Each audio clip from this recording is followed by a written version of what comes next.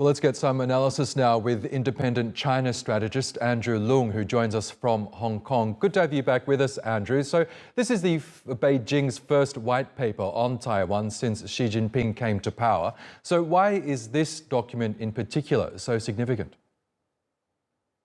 Well, obviously, the document was prepared before Nancy Pelosi's visit because Beijing had already thought about this question of unification for a long time, because the one China policy is seen to be hollowed out by the United States in recent years consistently by promoting kind of Taiwan de facto kind of independence, by fielding more and more senior officials to visit Taiwan and creating more diplomatic space for Taiwan to play even in international organizations, international institutions under the United Nations, as if Taiwan was a separate country.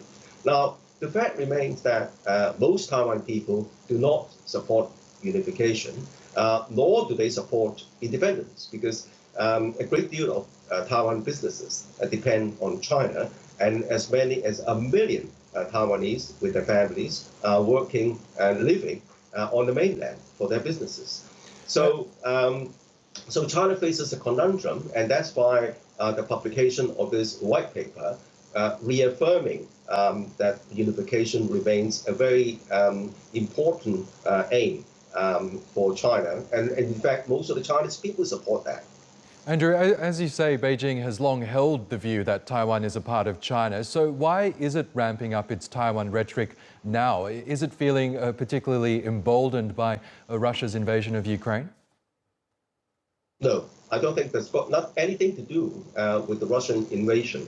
The main fear is that, as I said, the one China policy has been seen to be hollowed out consistently. And don't forget that over the years, the Biden administration, the Trump administration, and previous administrations have been trying very hard to field more and more officials to visit Taiwan, more and more senior officials. And now this is the second in line in succession for the U.S. presidency.